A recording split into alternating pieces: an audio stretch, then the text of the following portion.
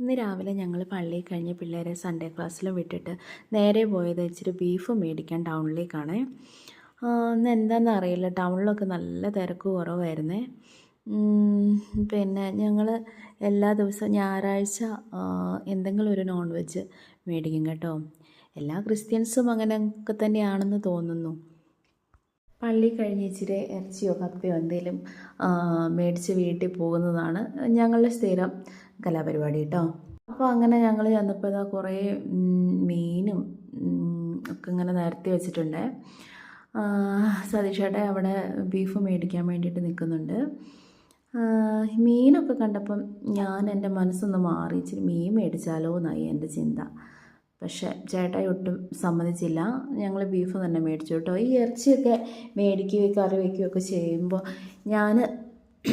ഞാൻ എപ്പോഴും എൻ്റെ പപ്പയുടെ അമ്മേനെ കേട്ടോ എനിക്ക് ഓർമ്മ വരുന്നത്.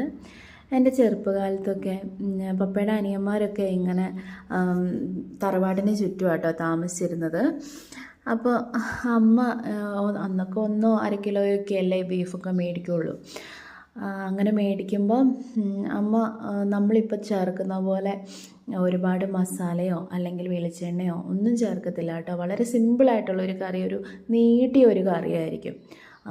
കുറച്ച് തേങ്ങാക്കൊത്തൊക്കെ ഉണ്ടാവും അതിൻ്റെ അകത്ത്. പക്ഷെ അത് അമ്മ ഓരോരോ ചെറിയ കിണ്ണങ്ങളിലായിട്ട് എല്ലാ കുടുംബങ്ങളിലേക്കും ഓരോരോ വിഹിതം കൊടുത്തു വിടും. അതിലൊരു വിഹിതം ഞങ്ങൾക്കും കിട്ടും കേട്ടോ.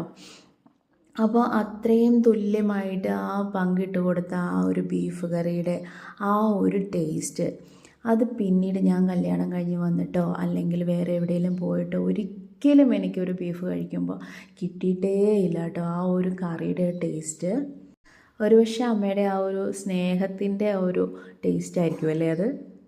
ഇപ്പം അമ്മയ്ക്ക് തീരെ വയ്യ കേട്ടോ. ഭക്ഷണം ഉണ്ടാക്കാനോ മറ്റുള്ളവർക്ക് കൊടുക്കാനോ തന്നെ പോലും ഉണ്ടാക്കി കഴിക്കാനുള്ള ഒരു ആരോഗ്യസ്ഥിതി അല്ല കേട്ടോ അമ്മയ്ക്ക്. അങ്ങനെ ഞങ്ങൾ കുറച്ച് കപ്പയൊക്കെ വാങ്ങിച്ചു വീട്ടിലേക്ക് പോവുകയാണേ. പിന്നെ പലചരക്ക് കടയിലൊക്കെ കയറി കഴിഞ്ഞാൽ പെണ്ണുങ്ങളുടെ സ്ഥിതി അറിയാലോ, എന്തെങ്കിലുമൊക്കെ സാധനങ്ങൾ ആവശ്യമായിട്ട് വരും. അപ്പോഴേക്ക് ക്ഷീണമായി. പിന്നെ ഞാനൊരു ജ്യൂസൊക്കെ കുടിച്ചു. വേഗം വീട്ടിലേക്ക്, ചേട്ടായി വരുന്നില്ല എന്ന് പറഞ്ഞു ഷോപ്പിൽ തന്നെ നിന്നു. അങ്ങനെ ഞാനും കുഞ്ഞാറ്റയും കൂടെ നേരെ വീട്ടിലേക്ക് വിട്ടു. ബൈ. നാളെ വീണ്ടും വേറൊരു വീഡിയോയുമായി.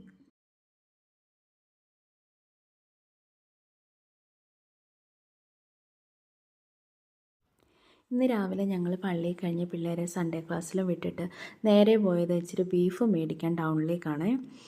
ഇന്ന് എന്താണെന്ന് അറിയില്ല, ടൗണിലൊക്കെ നല്ല തിരക്ക് കുറവായിരുന്നേ. പിന്നെ